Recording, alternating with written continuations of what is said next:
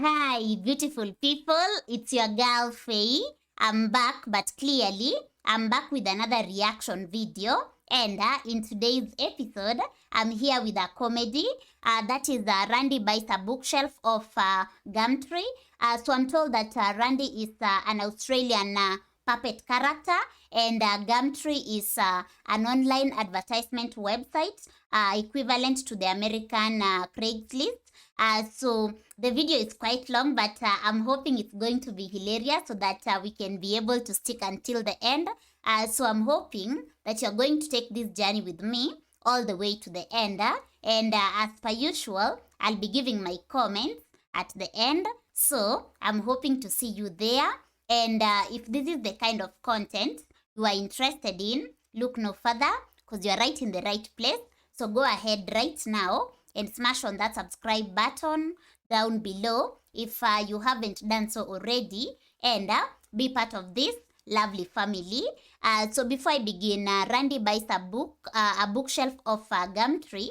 I'd love to give a shout out to Rune for sponsoring today's episode. So Rune, thank you so much. And without further ado, let's dig straight into Randy buys a bookshelf of Gumtree and see what is happening, because I'm expecting it to be hilarious. It's comedy, so let's dig in. All right, here we go. Okay, fuck. Okay, here we go. Okay. Walking to Sky, Chapter 1. I bought a bookshelf on Gumtree recently. Don't start It was that. an amazing experience. I'll quickly tell you about it and then I'll read the book. But I found it strange because it made me start to think about the way, like, our methods of communication have sort of changed over the years. You know, in the old days, if you wanted a bookshelf, you'd just go see Gareth the bookshelf guy, because he was the dude in your tribe that made the bookshelves. He had a little bookshelf cave. He was reputable. Now any mad bastard can sell their shit on Gumtree. You know what I mean? As a species, we're sort of able to cope with knowing and gossiping about around like 100 or 150 people. That's like the limit of our tribe. Any more than that, it starts to get confusing, which is why we created abstract constructs like territories and deities to unite larger groups of people under an imaginary common factor. And it works a treat because we only really gather en masse on special occasions. But I think like social media and it's fucking all that up, you know? I don't think we're able to deal with the thousands of people we're connected to on a daily basis, and as a result we neglect our immediate 150, you know? That's why I never get invited to parties anymore. It's not because I ramble on about veganism and fisting old ladies. It's because I'm not on Facebook and everybody just assumes you are. I am so behind on the births, deaths and marriages of my friends that I feel like the time traveller's wife every time I go to a party. I'm like, this is Tim, he's our son, he's 6 now. Fucking didn't even know you were pregnant. Anyway, and you know smartphones aren't that great. You know that, right? They're not that great. You don't need the internet in your pocket. You work at Coles, okay? You're not working for the president. You don't need it. You don't need that much information. And also, what was the point of developing opposable thumbs for you to take a photo of your head and post it on the internet and then just stand by for validation? No one gives a fuck about your head. They'll only validate it in order to gain permission to post a photo of their own head on the internet and stand by for validation. The people who give a fuck about your head will at some point see it in real life. Fuck your head and the neck it rode in on. Wow. Your vanity is sucking up my bandwidth. Anyway, this is what's going through my head as I'm on Gumtree looking for a bookshelf, because you know when you put something in the search in Booktree, what the fuck? When you put something in the search on Gumtree, I'm having a stroke up here. Yeah, when you put something in the search, right, and like there's always a couple of things that come up in the list that are like the polar opposite of what you search for. I'm like, get out of my head, Gumtree algorithms, conspiracy. No, but seriously, you type it's like bookshelf and it's like. So I haven't used Gumtree, but we also have an equivalent online shopping websites. And the same applies. You search for something and it brings you other things that are not even relevant to your search, but I think it's a marketing strategy. So I hope you're loving this, by the way. So far, I'm enjoying it. Just a little bit back so we don't miss out on anything, because I don't want to miss a thing. So yeah, and I hope the internet behaves, because otherwise Yeah, when you put something in the search, right, and like, there's always a couple of things that come up in the list that are like the polar opposite of what you search for. I'm like, get out of my head, Gumtree algorithms, conspiracy. No, but seriously, you type, it's like bookshelf, and it's like bookshelf, bookshelf, bookshelf, gramophone, bookshelf, bookshelf, bookshelf, combine harvester. What the fuck? That's actually a pretty what good am I promise. gonna do with that?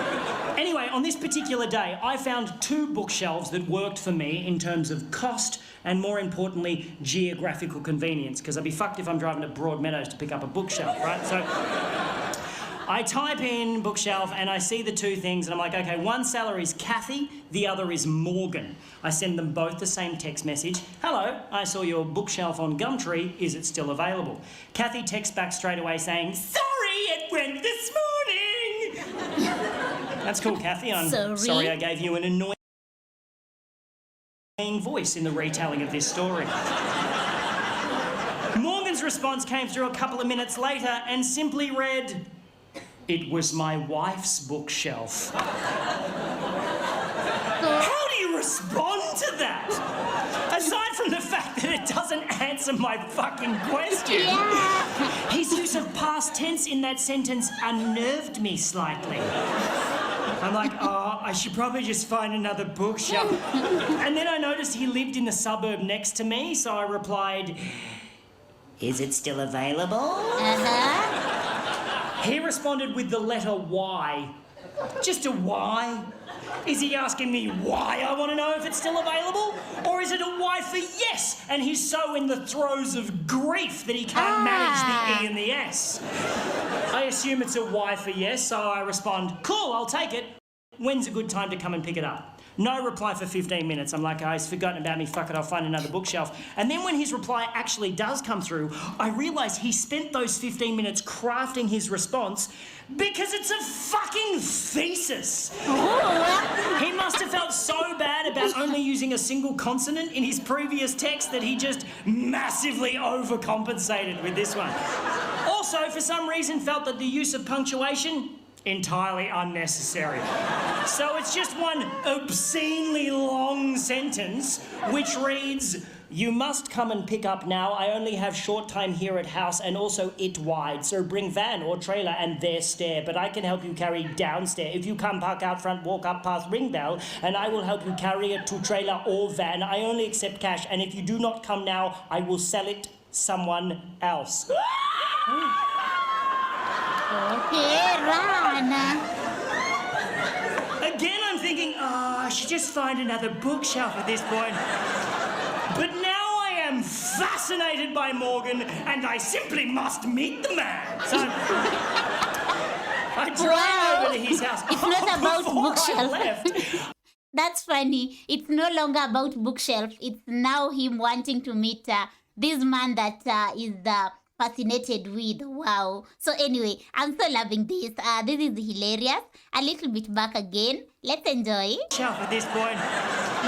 But now I am fascinated by Morgan, and I simply must meet the man. So I drive over to his house. Oh, before I left, I sent him a message saying, cool, I'll be there in 10 minutes. He replied, okay, but spelled it O-K-A-Y, which just fascinated me more that he'll use 4 letters to spell a 2-letter word, but only 1 letter to spell a 3-letter word. Morgan is off the fucking chain! Wow. I'm driving over to his house, I'm trying to picture what he's going to be like, you know. His pidgin English might suggest ethnicity of some sort, but I don't want to racially profile him. Maybe he's an old man who recently lost his wife and is not that very good at texting. Or maybe, and I'm really hoping this is the case, Morgan is just batshit crazy. So I get to his house and I go up to the... I park out front, walk up path, ring bell, and I brace myself for the door to be opened by, like, an old man in a smoking jacket, wearing fishnet stockings and suspenders, just puffing on an opium pipe, while a butler just creepily polishes a goldfish in the background. And then a tiny pug dog wearing a fez hat just trots up the hallway, sits on the mat, looks up at me and says, "Welcome to our lovely room." Wow. And then the door opens and I am thoroughly disappointed. Before me stands an average Caucasian male in his mid-30s, dressed casually, hipster chic, stubble, glasses with designer frames, expensive watch. I immediately think architect, but the house is too cheesy for that. It's like a double-story doll's house with bay windows, but definitely a designer of some kind, maybe a graphic designer. He's too skinny for manual labour. He's too hip for the public sector. But this can't be Morgan. Because Morgan's text messages would suggest that he's not that technically savvy. And then the man standing in front of me says, "Hello, my name's Morgan." And the plot thickens! He invites me in, shakes my hand, closes the door, and 20 minutes later, I will be witnessing Morgan perform some of the most aggressive acts of violence I've ever seen in my life. And I will be speeding away in my car, bleeding from the face. What? Here's how this shit went down. Tell us. I go into the house and I notice two things immediately. One, this is a house in the throes of renovation. Nothing too extreme, but there's like drop sheets on all the furniture, there's freshly painted walls, there's a bathtub wrapped in plastic in the hallway awaiting installation. Someone's doing some work on this house. The second thing I notice, on the way up the stairs to the second floor, on the first floor landing, is a wedding photograph featuring a very cleanly shaven Morgan with a very beautiful bride, very much in love. The photograph is very much on the floor and the glass in the frame is very much smashed. She's not dead, she's left him, and the plot thickens a bit more for Morgan. And as Morgan unceremoniously, kicks the photo frame to one side on the way up the stairs, I really wanted to pry into Morgan's life and ask heaps of inappropriate questions. Ooh, trouble, but he was clearly a broken man. He had this terrible air of sadness around him, so I didn't want to intrude. Don't. Luckily for me, though, I didn't have to, because Morgan immediately began oversharing and told me the whole fucking story. Thank you, Morgan. I shall hang off your every word and then retell your tale to 200 strangers and record it for a fucking DVD. Okay. He is a graphic designer, yes, and he's really good at it. He does massive rebranding campaigns for large corporations. He gets flown all over the world doing this shit, right? About 4 years ago, a woman hired Morgan to rebrand her florist business, and he did such a great job, she married him. And he thought everything was just fine, until about 3 months ago. Morgan had to do a presentation in Sydney, right? But he was on his way home from overseas and he got stuck in Dubai due to a flight cancellation. So rather than cancel the meeting... I love the way he's saying Dubai. I say it as Dubai. Dubai, okay. A little bit back. By the way, so far, I'm loving it. It's totally worth the time, but we are still just in the middle, so let's continue. I thought everything was just fine until about 3 months ago. Morgan had to do a presentation in Sydney, right? But he was on his way home from overseas and he got stuck in Dubai due to a flight cancellation. So rather than cancel the meeting, Morgan suggested to these businessmen in Sydney that they do a Skype chat because he's so technologically savvy despite his fucking baffling text message style. So Morgan checks into a hotel, cracks open his laptop and starts Skyping with this room full of businessmen in Sydney who are all watching Morgan on a massive screen on their boardroom wall, right? And everything's going great. Morgan is totally nailing it until about halfway through, he realises that a file he wants to show these dudes is on the desktop of his home computer back in his home office in Melbourne. And he decides to live share the desktop of his home computer on the Skype chat.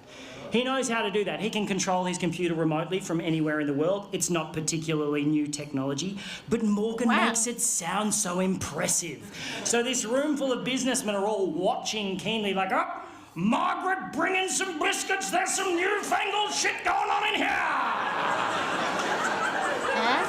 As Morgan clicks a few buttons and brings up the desktop of his home computer on the Skype chat. I smell danger. Now, Trouble. what Morgan doesn't realise is that his wife has been using the photo booth app on that particular computer to take pictures of herself.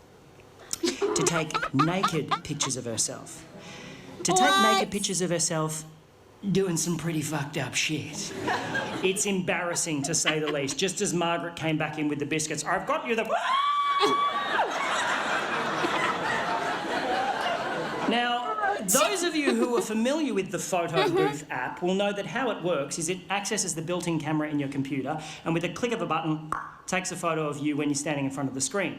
And if you know that, you'll also know that if you leave that application open, the camera also stays open, witnessing whatever may be happening in front of the computer in real time. Such as your wife in your home office fucking your best mate.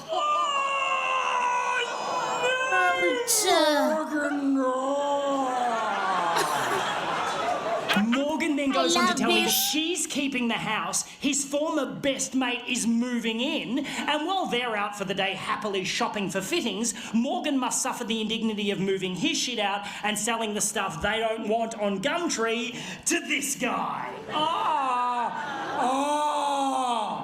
It's at this point of the story that Morgan starts crying. He breaks down, and I do not blame the man. It's fucking horrible, and I just want to give him a big hug and say, everything's going to be all right, Morgan. But I am holding the full weight of a bookshelf halfway down a set of stairs, and Morgan is the only thing stopping that bookshelf from caving my face in. I was like, Morgan!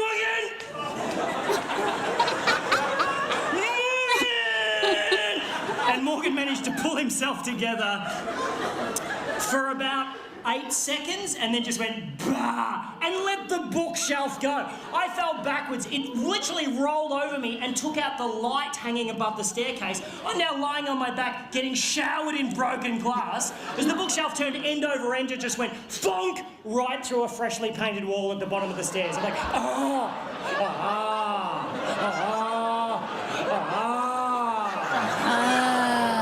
I've got a tiny cut on my forehead, which is just pissing blood for some reason.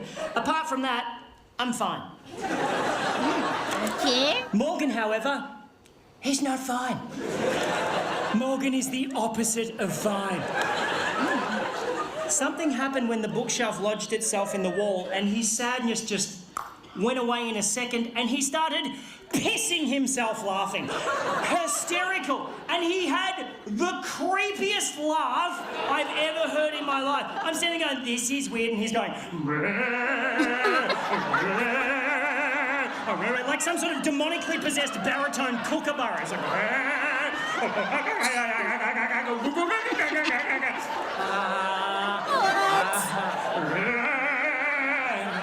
can I still have the bookshelf? He's like, we extracted from the wall. The bookshelf, incidentally, showing no sign of having just rolled down a staircase and smashed through a wall. We carried it out to my car. We had to stop about 6 times because Morgan was like, hang on a minute. We got it to my car, put it on the trailer, and Morgan was in such a great mood, he let me have the bookshelf for free.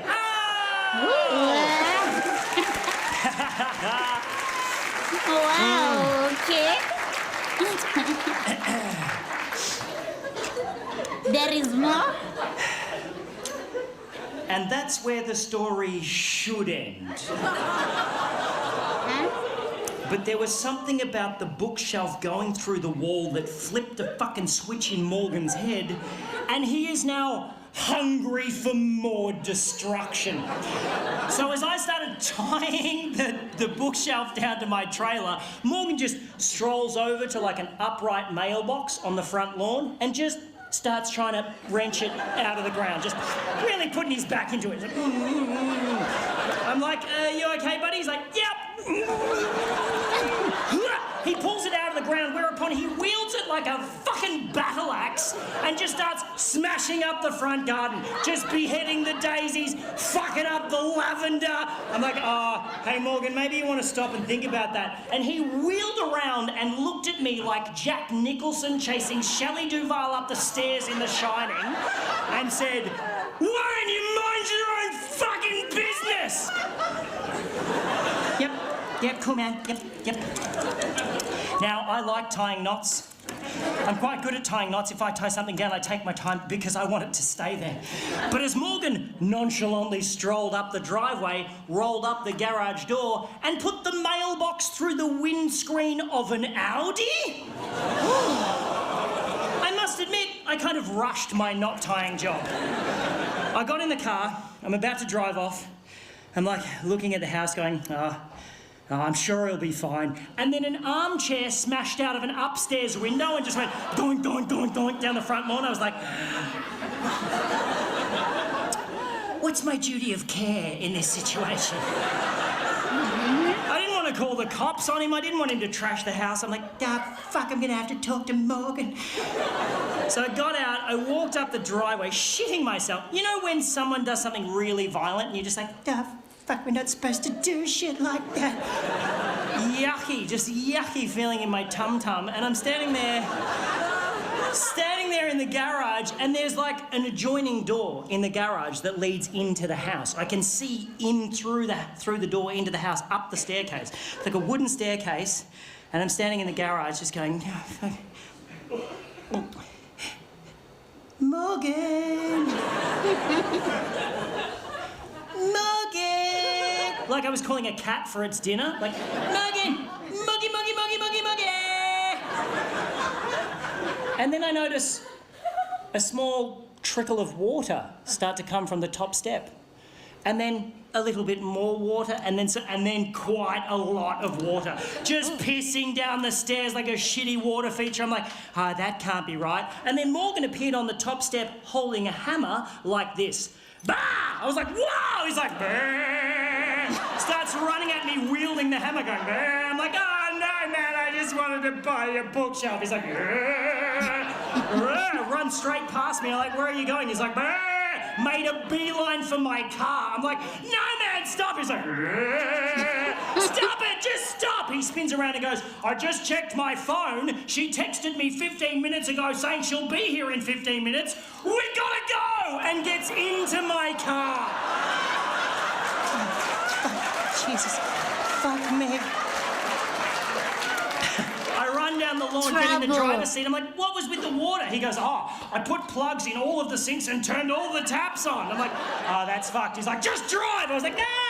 I took off so quick, rounded the corner at the end of his street, and the bookshelf just went, boosh, and exploded against the guardrail. Just exploded in a shower of badly tied knots and broken dreams.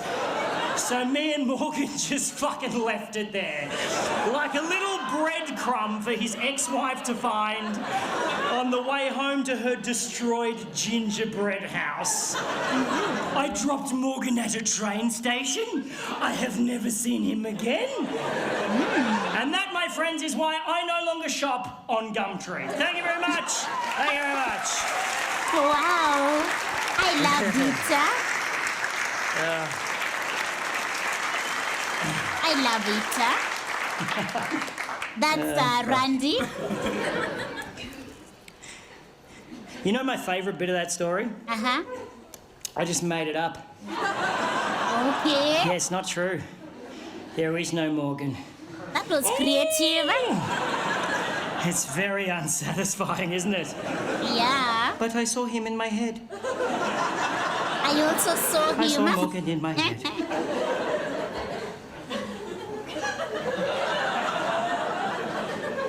can feel so robbed when someone tells us a story we just heard isn't true, and yet so satisfied at the end of a fictional novel. Huh? I don't know. I don't know. Wow. So I think that's it, maybe. Because I don't know why my internet has started doing this thing over here. Let's see if it will get back to normal. Let's hope so. We can feel so robbed when someone tells us a story we just heard isn't true, and yet so satisfied at the end of a fictional novel. Huh? I don't know. I don't know. You know the other great thing about that story? First draft. Fuck you, Hemingway! Wow. I love it. It's such a beautiful one. So that was Randy buys a bookshelf of Gumtree. So as I said earlier on, Randy is a puppet character, and Gumtree is the equivalent to the American Craigslist. And I hope you loved it. It's a long comedy, or rather a long video, but honestly, I really enjoyed every bit of it. As much as it's long, it's totally worth the time. I hope you feel the same. Let me know in the comment section what you think of the story, and have you ever been in such a situation whereby you buy something on the online websites, and you meet the person, and you end up experiencing something similar to this, or even worse? Let me know in the comment section. And that is it for today. The fact that this is a made-up story also makes it for me, I had already envisioned it in my head, and it's heartbreaking when you hear it's all made up, but it's fun, so shows the creativity in the comedy. That is it for today. I don't have much to say. I really enjoyed it, and yeah, basically that's it for today. So let me not talk too much. Let me know your thoughts in the comment section, and also, what do you think happened when the wife came? Because it's fiction, yes, but I'd love to know, what do you think happened? Because imagine coming back to the house and finding, first of all, the bookshelf by the roadside, and getting in, the water is flowing and everything. Let me know what you think. You find a pool of water in your house. So that is it for today. Thanks for watching. I keep saying that a lot. So now this is the final one. Thanks for watching. And if today is your first time here, feel right at home. And don't forget to smash on the subscribe button down below, so that you can be part of this lovely family. And if you'd love to be notified whenever I post a video, go straight ahead and smash on the notification bell. And by doing that, you won't miss out on any episode going forward. And last but not least, if you'd love to support this channel, you are also welcome to do so. All you need to do is check the description below, where you'll find the link to my Patreon community, as well as my PayPal address, and you can have guaranteed requests through other platforms as well. So once again, thank you for watching, and Rune, thank you so much for introducing me to Randy, and looking forward to more of this puppet Randy. And until next time, take care of yourself and be safe. And for now, your girl is out. So peace out, and bye.